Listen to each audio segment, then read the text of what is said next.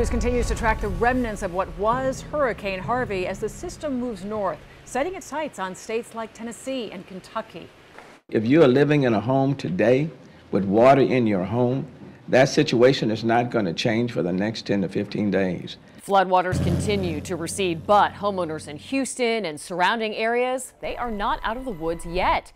Those who did manage to evacuate in time are now starting to return and finding that their homes were just trashed by the devastating floodwaters. And people living in the hardest hit areas have lined up for miles to wait for cases and cases of water. And families who were forced to flee their homes, well, right now they're returning to home to survey the damage. Local 10 News reporter Terrell Fournay is live in Texas with the latest details on Harvey's aftermath. Terrell, it must be really difficult day after day.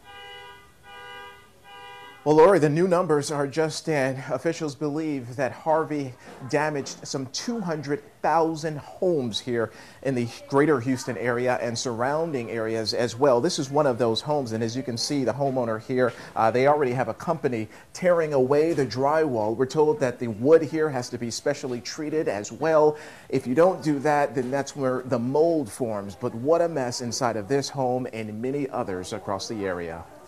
We never thought we'd get this much water. Most of the Luke family's prized possessions are ruined after floodwaters 5 feet high rushed in earlier this week. How everything gets moved around in the flood, you know, things from the back of the house or at the front of the house, it's just amazing. We had things on tables that were like in the sink, on the cabinet. The watermark is still visible on their living room TV. They left before things got bad, though, and are just now surveying the many lost mementos, appliances, and furniture. Well, today's the first time we've been able to get out here, and so it's been heartbreaking, you know, but at the same time, it's just stuff. In Beaumont, Texas, nothing flows from the faucets. Failing water pumps have left the city without running water. This leading to a mad dash at grocery stores to pick up bottled water. Some lines are 4 hours long. The ongoing problems have even forced the evacuations of shelters here. Families loaded onto military planes and flown to places like Dallas and San Antonio. We underestimated. We didn't thought it was going to be this devastating. Meanwhile, new fears in some hard-hit areas across Houston. Evacuations ordered as the release of water from reservoirs could cause some areas to reflood. Things are not going to change over the next 10 to 15 days. The cleanup is a good distraction from the emotional toll that has yet to fully set in. It's going to be a process. It's going to be a long road, but we'll be okay.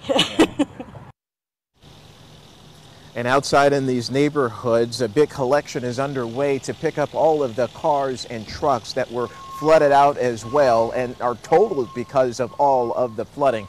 But take a look right here one more time. All of these mattresses, the drywall, the doors, just an endless amount of furniture and other debris that people are now have to toss out because of the storm that's hit this area so hard. We also know that President Donald Trump and the First Lady, they will make their second visit this week to the Texas area, but it will be their first to Houston. So a lot of emergency managers are expecting that on Saturday.